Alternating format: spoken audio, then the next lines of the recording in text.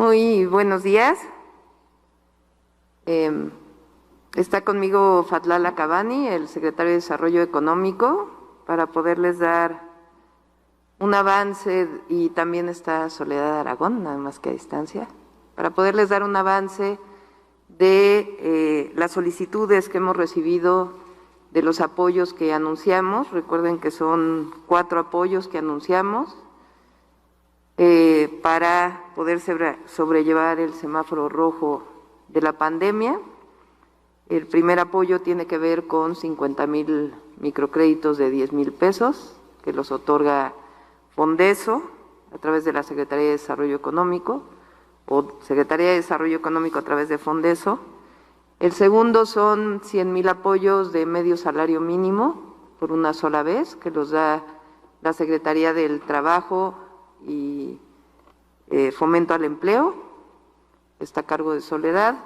El tercero es Mi Beca para Empezar, que lleva un aumento de en promedio 50 pesos adicionales al apoyo que se venía dando, además de la mitad de lo que correspondería por útiles y uniformes escolares, es decir, un promedio de un depósito de alrededor de 700 a 800 pesos en enero por cada niño y niña que estudie en escuela pública.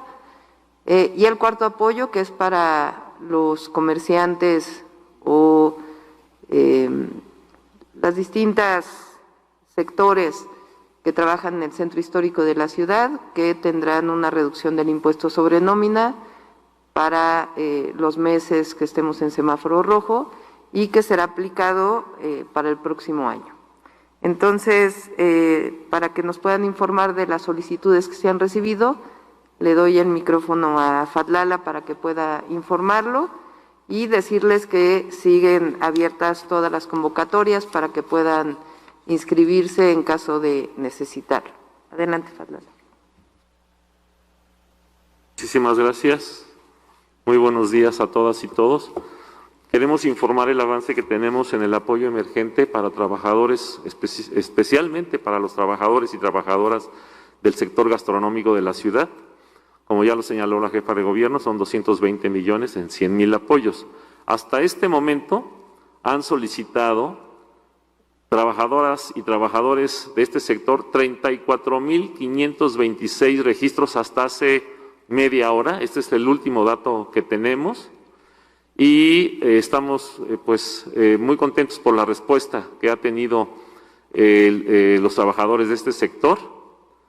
Y como ya lo señaló la jefa de gobierno en la presentación de este programa, la dispersión iniciará el próximo 4 de enero, que fue el compromiso que establecimos con todos ellos. Sí, aquí podemos ver toda la población beneficiaria que va, si pueden abrir un poquito más, por favor, los oficios, que van desde el administrador del restaurante, chefs, baristas, parrilleros, taqueros, hostes, ayudantes de meseros, ayudantes de cocinero, en fin, toda la gama. Son alrededor de, aquí aparecen 32 oficios diferentes vinculados al sector gastronómico de la ciudad, que van a ser beneficiarios con estos 100,000 apoyos de 2,200 pesos en una sola exhibición. Adelante, por favor. Bueno, y ahora es otro dato, es otro de los programas que la jefa de gobierno pidió que se incorporara en esta presentación. Todos los hogares responsables y protegidos, hasta este momento son un total de 103,936, ¿sí? Y el acumulado durante el mes de diciembre, es decir, hasta el día de ayer, son 20,280. Entonces, estas... Sí, son las personas que tienen COVID y que han sido detectadas y que reciben un apoyo desde el gobierno de la ciudad para que puedan llevar su atención desde sus hogares.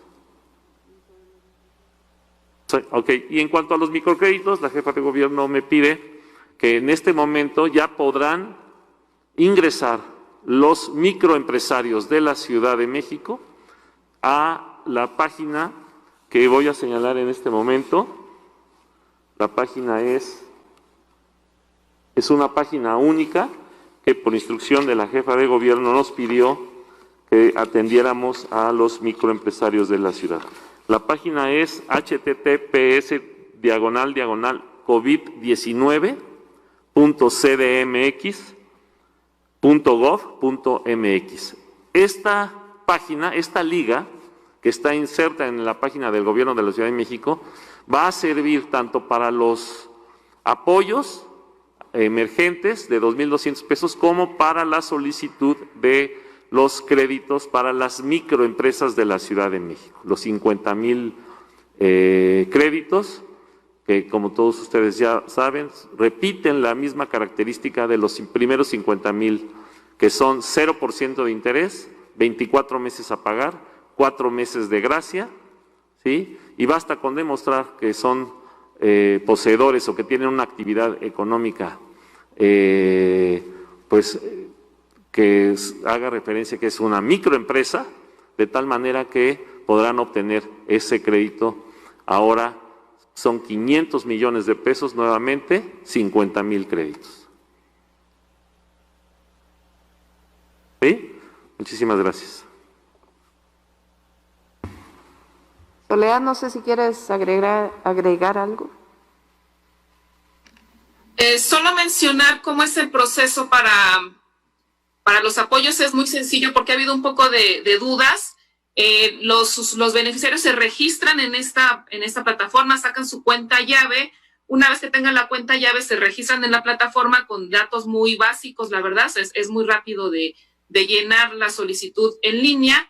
Y una vez que ya se hayan registrado, SEDECO valida que sí cumplan, digamos, con los requisitos. El principal es que habiten en la Ciudad de México. Envía a la STIFE el listado, el padrón, y la STIFE de lo que se encarga es de dispersar los recursos. Y como bien señaló el secretario y la jefa de gobierno, el día lunes 4 de enero estaríamos empezando a dispersar los apoyos. Entonces es un proceso muy sencillo en el que estamos coordinados ambas secretarías, SEDECO como Secretaría de Trabajo. Muchas gracias, Soledad. Muy bien, pues pasaríamos a las preguntas. Les informo también de la cuenta en la que se han recibido las donaciones, tanto de servidores públicos como de diputados federales, principalmente. A la fecha tenemos un depósito de 9,869,875 pesos. Hay varios compañeros del gobierno que nos han dicho que estarán depositando a principios de enero. Queremos agradecerle particularmente a 15 diputados y diputadas federales de la Ciudad de México que han hecho una donación muy importante, y decirles que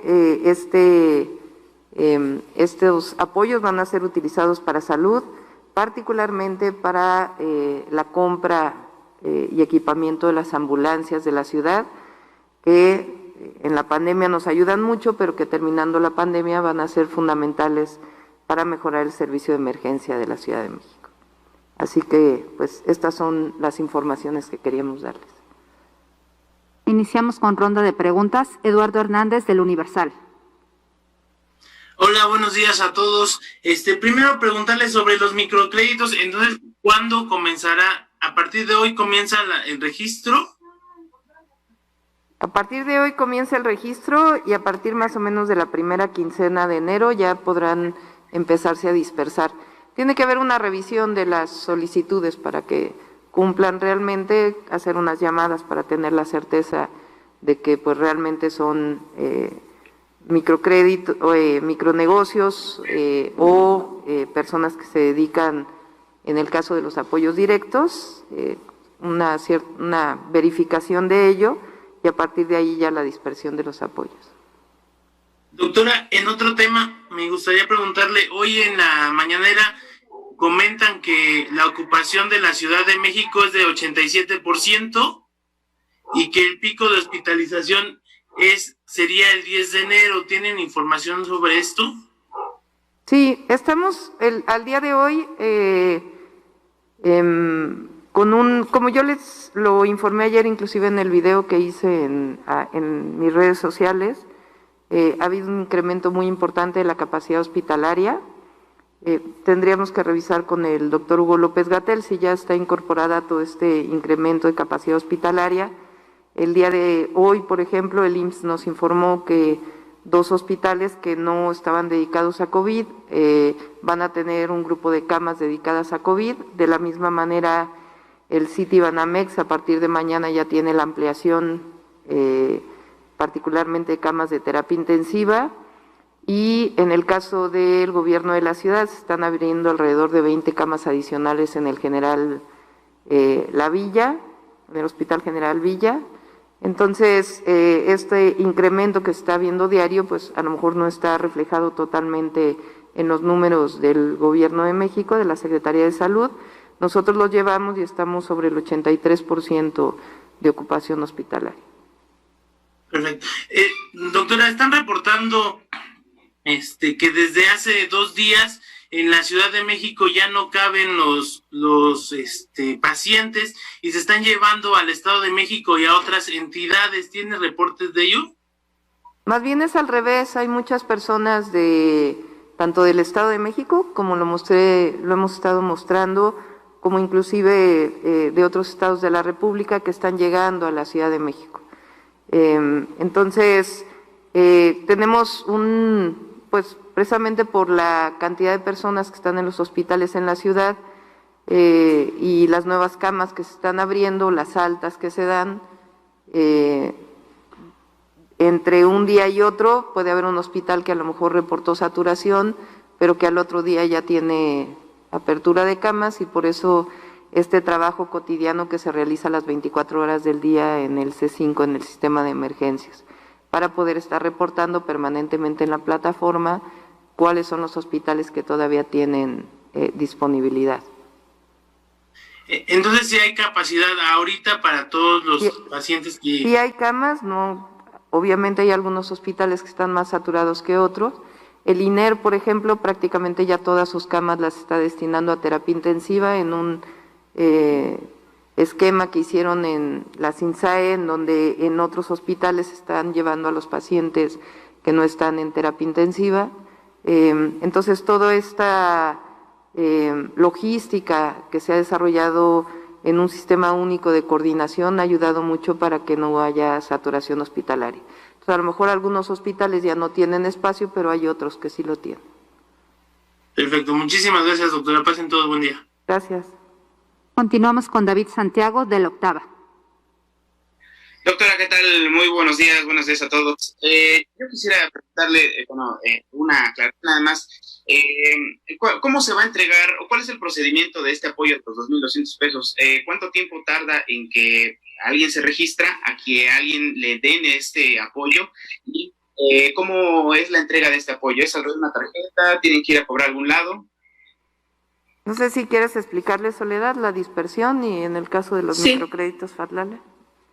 Sí, una vez que ya se validó y que nosotros dispersamos, en la STIFE dispersamos el recurso, se publican unos padrones en la página de la sede, también en la página de la STIFE, y además le hablamos y les mandamos un correo electrónico a los beneficiarios, y ahí se les da unos números de folio y digamos unos datos para que puedan acudir a cualquier sucursal del Banco Santander en Ventanilla, y ahí se les entrega el del apoyo. Entonces es un apoyo muy inmediato, no es con tarjeta, porque ahorita con la condición de emergencia sanitaria no podemos entrar a las personas en la dependencia entregándoles tarjetas, entonces es con unos números de folios que se les da, y con ese número acuden a Ventanilla y se les entrega de inmediato el recurso.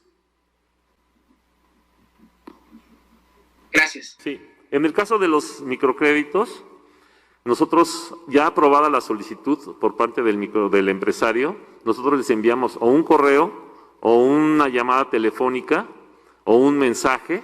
Ellos nos devuelven contestando el mensaje que tienen conocimiento de una clave que se les asigna para que junto con su identificación oficial puedan acudir a la ventanilla bancaria y cobrar los 10,000 pesos.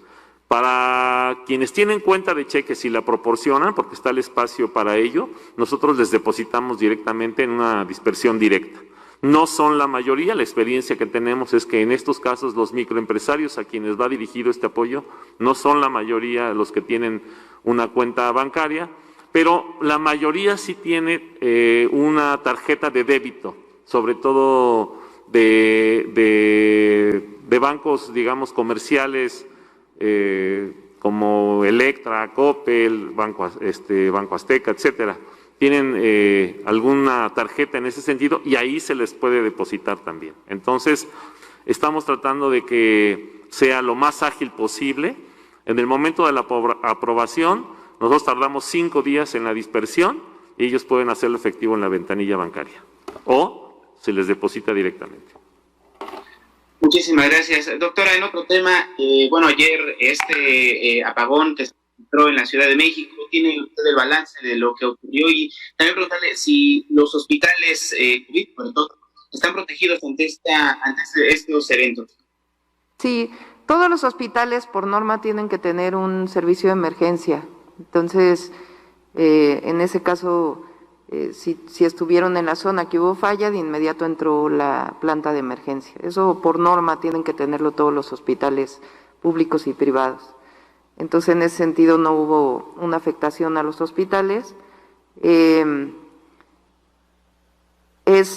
Como se presentó ayer, de acuerdo con tanto Comisión Federal de Electricidad como CENACE, fue algo técnico que ocurrió particularmente asociado a una serie de líneas de transmisión.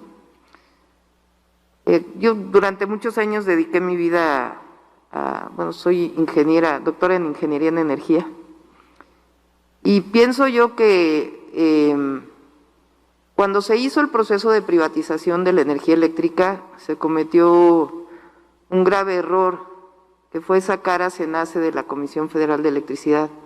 CENACE es el Centro Nacional de Control de Energía. CENACE siempre fue parte de la Comisión Federal de Electricidad. Y cuando vino el proceso de privatización, lo sacan de Comisión Federal de Electricidad, supuestamente porque va a regular también a los operadores privados.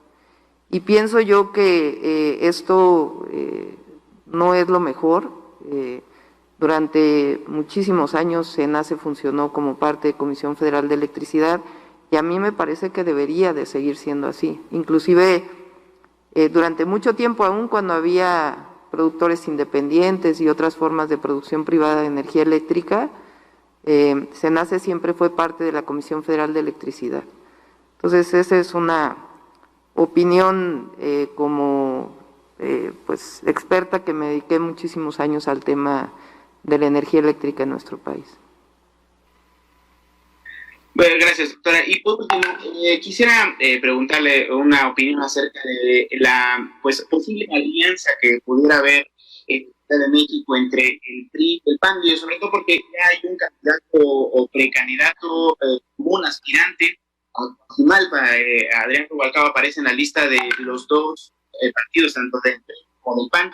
Entonces, a mí me gustaría preguntarle su opinión acerca de las alianzas, y no sé si también ya se vaya a unir al PRD. Sí, fíjense lo que es la historia, ¿no? El PAN surge en finales en el 39, ¿no? Ya ven que Patlala fue durante algunos años militante panista. Fue candidato de Morena a la Benito Juárez en la elección del 2018. Pero el PAN surge en 1939 y surge en realidad pues en oposición al régimen por revolucionario. El PRI pues tuvo varios nombres, surge en la Revolución, como Partido Nacional Revolucionario, después como el Partido de la Revolución Mexicana, y luego en el 49 ya como Revolucionario Institucional.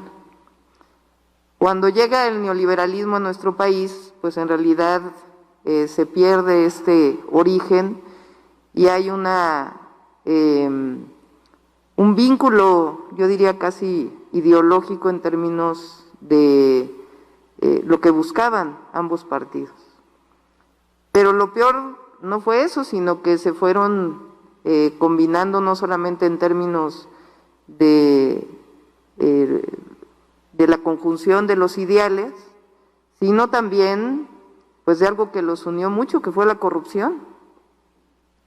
Entonces, para mí esta unión del PRI y el PAN que durante muchos años el hoy presidente Andrés Manuel López Obrador, siendo dirigente de la oposición, decía es que es el PRIAN, porque ya no hay diferencia entre el PRI y el PAN.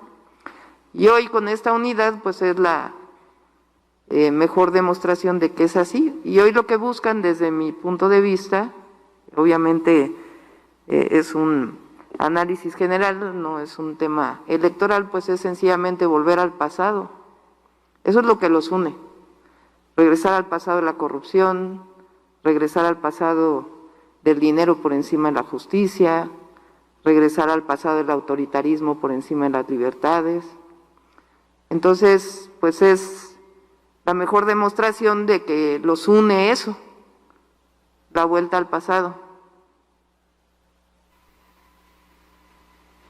Doctora, ¿no es en cuestiones electorales entre ellos dos o incluso los partidos no es un rival para Morena? ¿Perdón? No te escuché bien, David. Entre estos dos partidos, aún así uniéndose, ¿son rivales o no son rivales para Morena?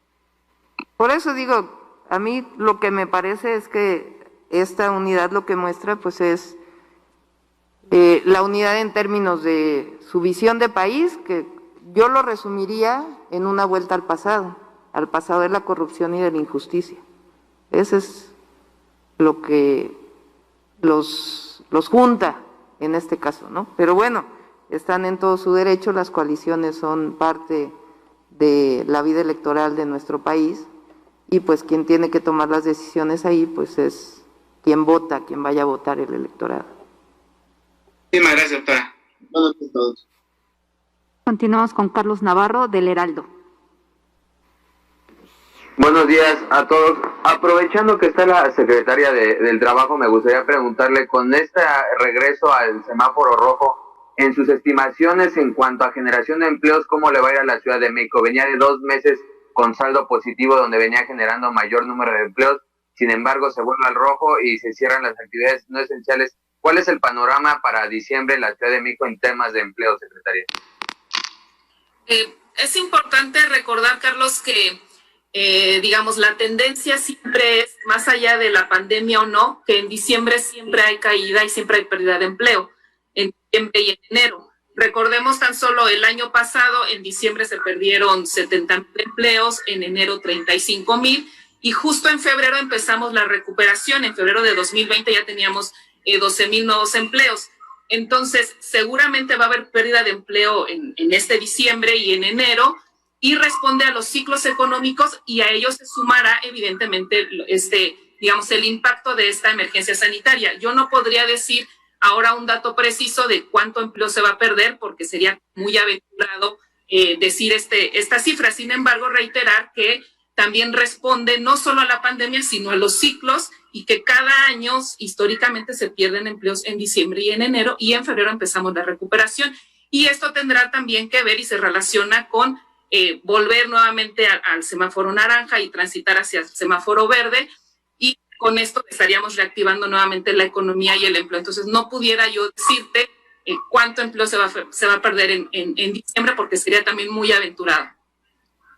Yo ahí diferiría un poco de Soledad. Yo no le llamaría ciclo económico. Muchos de esta pérdida histórica de empleo en diciembre, histórica me refiero a últimos 10, 15 años, tiene que ver con esta contratación a través del llamado outsourcing. Muchas empresas dejan de contratar, es decir, contratan a la gente cada 3 meses, y en particular a finales de año cierran contratos, entre otras cosas para no dar aguinaldos, y los vuelven a contratar en enero. Entonces, más que un ciclo económico por la actividad económica propia, tiene que ver con una forma de contratación que se hizo pues desde hace ya históricamente, que de hecho Soledad es experta justamente en eso, durante pues toda la época, particularmente yo diría los últimos 10, 15 años en nuestro país, ¿no? Pero obviamente no queremos que se pierdan empleos, queremos que se siga fortaleciendo. Hay que decir que, si ustedes recuerdan, en abril y mayo, pues se cerraron prácticamente todas las actividades económicas. En este caso, se mantuvieron como actividades económicas esenciales la construcción, la manufactura y algunas otras, inclusive del propio comercio, que no se cerraron por completo. Entonces estamos esperando, más los apoyos que se están dando para evitar la pérdida de empleos, pues que no haya una pérdida y que continuemos con este proceso de recuperación. Gracias. Y doctora, retomando un poco, compañero David Santiago, pues ya decía que se formaliza esta alianza PAN y PRI en la Ciudad de México, pero si a esta alianza se le suma el PRD como lo hizo a nivel nacional, ¿qué conclusión sacaría usted de esta triple alianza, doctora? Pues yo lo diría en dos sentidos, ¿no? Uno, pues los une la vuelta al pasado, como dije, el pasado de la corrupción, de la injusticia, del autoritarismo. Y por otro lado también, pues yo creo que las personas que en algún momento votan por un partido o por otra, pues no suman, no necesariamente se suman todos los votos, ¿verdad? No sé cómo reciba una persona que siempre votó por el PAN, por ejemplo, que salgan aliados con el PRI. Entonces, ellos creen que se suman los votos, no necesariamente. Pero bueno, esa ya es una opinión personal. Yo pienso que en la ciudad, aún con todas las dificultades, la gente ve que se está trabajando y eso es lo más importante, dar resultados como gobierno. Y ya la parte electoral, pues ya tendrá que ser decisión pues de quien vaya a ser candidato en ese momento, de los propios partidos políticos y de la decisión de la ciudadanía. La ambición por el poder partidos está, digamos, pulverizando sus propias ideologías, ¿no? Es un caso, por ejemplo, por poner el ejemplo del matrimonio igualitario, cuando históricamente el PAN se ha opuesto, mientras que el PRD fue promotor de esta propuesta en la Ciudad de México. Pues sí, ahí está, uno de los ejemplos de cómo se volvieron todos conservadores, ¿no? Porque eso es lo que los une, la vuelta al pasado, el conservadurismo. Entonces, más allá de cuestiones ideológicas, que todas son absolutamente respetables desde mi punto de vista, y en todo caso, por eso este es un país libre en términos de expresión, libertad de manifestación, particularmente la ciudad es una ciudad de grandes libertades y eso siempre lo vamos a defender, y todo el mundo tiene derecho a decir su opinión de manera libre, a expresarse, pero ya en los momentos electorales pues es la ciudadanía quien toma una decisión a partir también de la consistencia de una persona o de un partido político. Y por último, si me lo permite, doctora, datos de la Secretaría de Turismo local entre enero y septiembre de este año, en comparación con 2019, hubo una pérdida de alrededor de 54,000 millones de pesos en cuanto a derrama económica. ¿Qué han hablado ustedes con las cámaras de turismo, principalmente con las cámaras de hoteleros? Nos comentaron que sí veían con buenos ojos, por ejemplo, el tema de la condonación en el centro histórico, sin embargo, en unos casos no era suficiente y hay 1 de cada 10 hoteleros están pensando en cerrar o reconvertir su negocio. Sí, pues hay que estar siempre en contacto con las cámaras. Ahí Fadlala tiene una excelente comunicación con todas las cámaras y también Carlos McKinley en el caso del turismo, y nuestra compañera Paola también tiene una gran comunicación con todos ellos. Paola Félix Díaz del Fondo Mixto de Turismo. Y aquí pues lo más importante es el gran esfuerzo que está haciendo el gobierno de México, creo yo, por traer vacunas a nuestro país. Mientras más rápido la población vulnerable esté vacunada, pues vamos a tener una recuperación, yo creo, muy rápida del turismo, ¿no? Y en el momento en que llegue esto, pues es el compromiso del gobierno de la ciudad para fortalecer la actividad turística de nuestra ciudad. Tenemos una gran ventaja y por eso pues la importancia de la llegada de las vacunas y que lo más pronto posible en todo el país, obviamente, pero nosotros hablamos por la ciudad, la población vulnerable pueda ser vacunada. El próximo año es, si ustedes recuerdan, pues es un gran acontecimiento para la Ciudad de México, son los 700 años de la Fundación Lunar, los 500 años de pues la caída de Tenochtitlan y después los 200 años de la consumación de la independencia. Y eso pues para la ciudad tiene que ser una gran conmemoración y esperemos pues que lo más pronto posible podamos recuperar las actividades sociales para que el turismo pues se vincule. Tenemos el próximo año, en agosto más o menos, se va a inaugurar una parte, algo muy importante, que es una recuperación que salió hace poco, ustedes lo reportaron en distintos medios,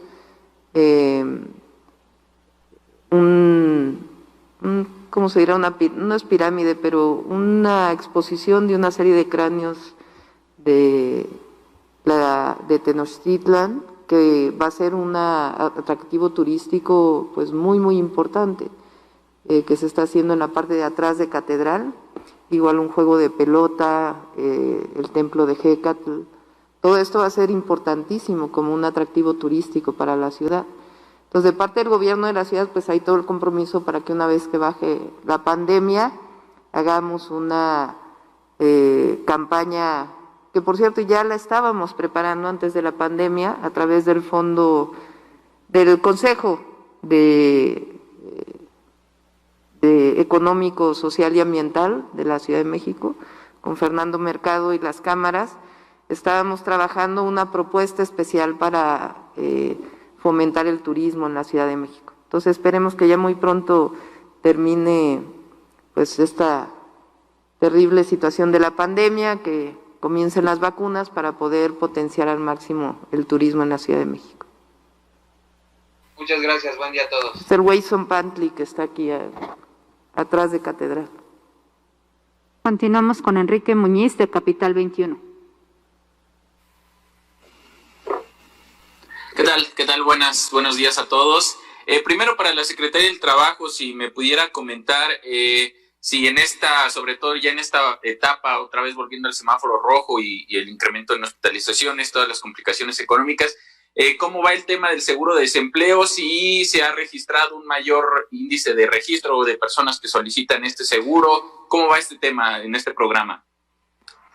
El programa seguro de desempleo, justo por el impacto que tuvo esta emergencia sanitaria, terminamos la meta por ahí de agosto de este año, se terminó el presupuesto y cumplimos con la meta de más de 48,000 personas beneficiarias, y justo por eso la jefa de gobierno nos indicó que habilitáramos acciones sociales para seguir apoyando al desempleo. Entonces hubo más presupuesto, hubo más apoyo a través de acciones sociales. Entonces el programa se cerró ya por ahí de agosto, y lo reactivaremos nuevamente en enero con el presupuesto ya del 2021. Entonces, a partir también de enero se podrán empezar a registrar en plataforma aquellas personas que perdieron un empleo formal para poder acceder al seguro de desempleo.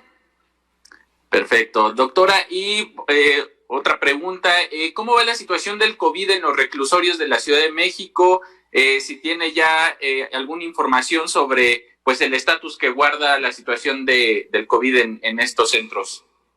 Sí, el secretario de Gobierno tiene los datos exactos, pero desde el principio de la pandemia se hizo un trabajo muy importante, que por cierto coordina la doctora Andrea González, de la Clínica Condesa, que también conoce mucho de epidemiología y nos ayudó tanto en el control de la pandemia en su momento, el brote que tuvimos en Central de Abasto, como en el caso de la orientación en el caso de los reclusorios.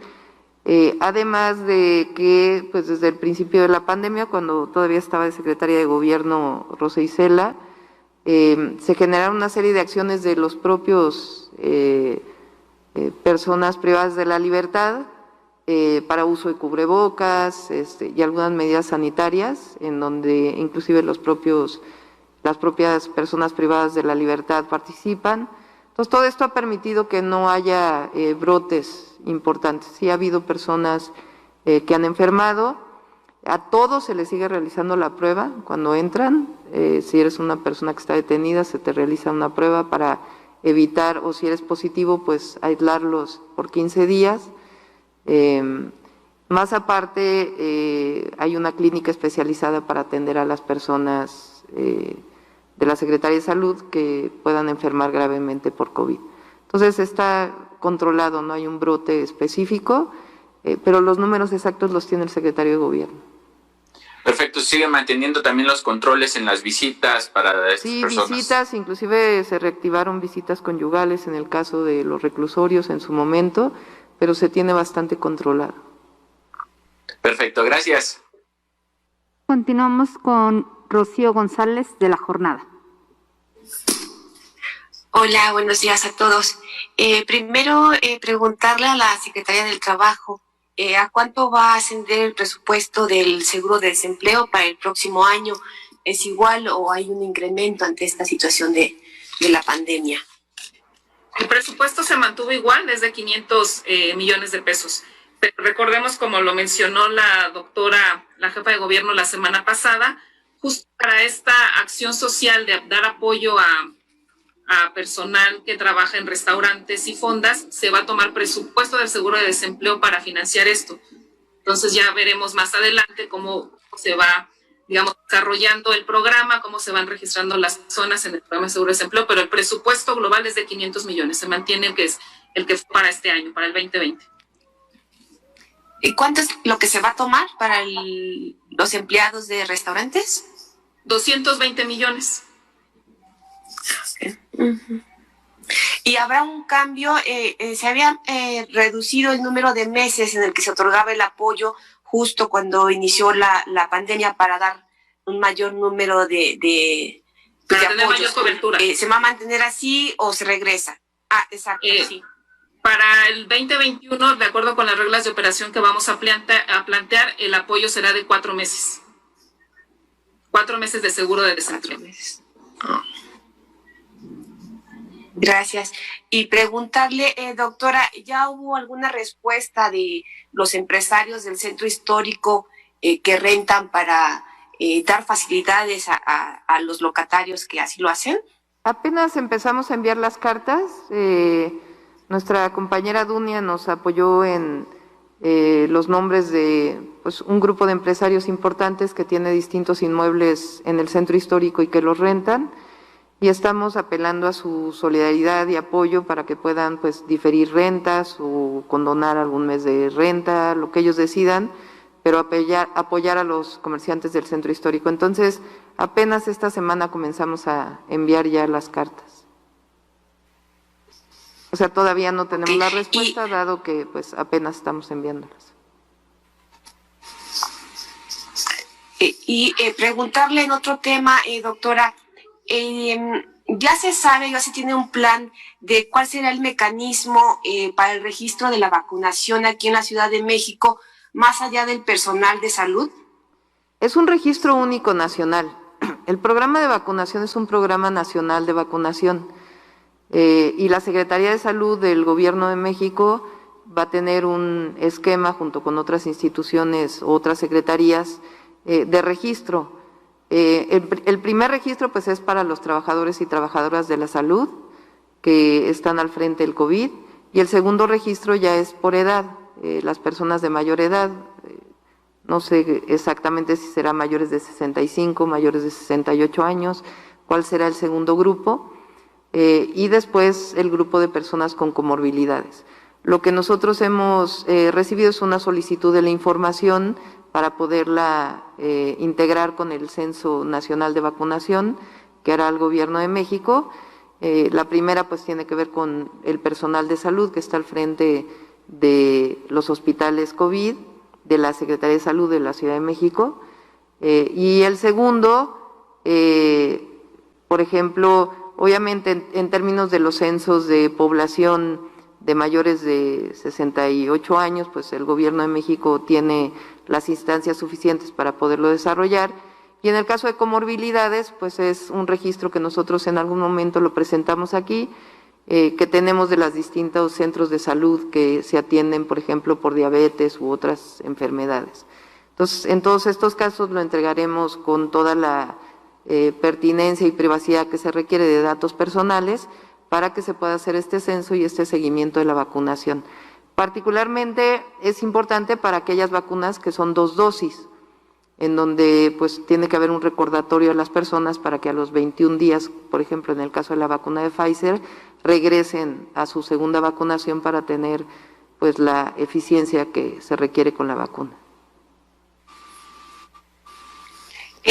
Se lo pregunto porque el presidente de la República comentaba, por ejemplo, que en comunidades pequeñas, en el caso de los adultos mayores, pues se van a hacer como kioscos en plazas centrales, y a los que no puedan acudir se irá a su domicilio. Digo, aquí en la ciudad, que con otra magnitud, pues cuál sería la logística, y también preguntar por esta cuestión de que se ha estado difundiendo un falso formulario para el registro, ¿no? Para evitar este tipo de cosas. Va a ser a través de las clínicas para quien tiene seguridad social, va a haber kioscos especializados, cómo se va a llamar a la población, pues para que no se hagan filas. Sí, la información que nosotros tenemos, obviamente, repito, este es un plan nacional de vacunación en el que nosotros como ciudad vamos a participar dando todo el apoyo a la Secretaría de Salud del Gobierno de México, como lo hemos hecho hasta ahora, y como se hace en otras campañas de vacunación. Entonces, por lo que entiendo, lo que queda del mes de diciembre y prácticamente todo enero, estos son datos generales. Les pido por favor que no vayan a decir la jefa de gobierno dijo que va a ser así, sino cuestiones, datos generales que han sido públicos en las conferencias mañaneras del presidente, y por el número de vacunas que han informado que van a llegar, muy probablemente el mes de enero todavía siga siendo para todos los trabajadores de la salud que están al frente del COVID. Y hacia finales de enero, principios de febrero, empezará ya para adultos mayores.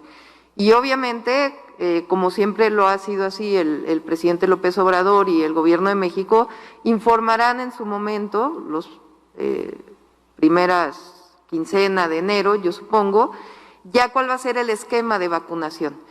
Y nosotros, obviamente, desde nuestra Secretaría de Salud y todo el gobierno, si es necesario, estaremos apoyando este proceso de vacunación en la Ciudad de México para que que no quede ningún adulto mayor que de manera voluntaria quiera vacunarse sin vacunarse. Ese es el objetivo.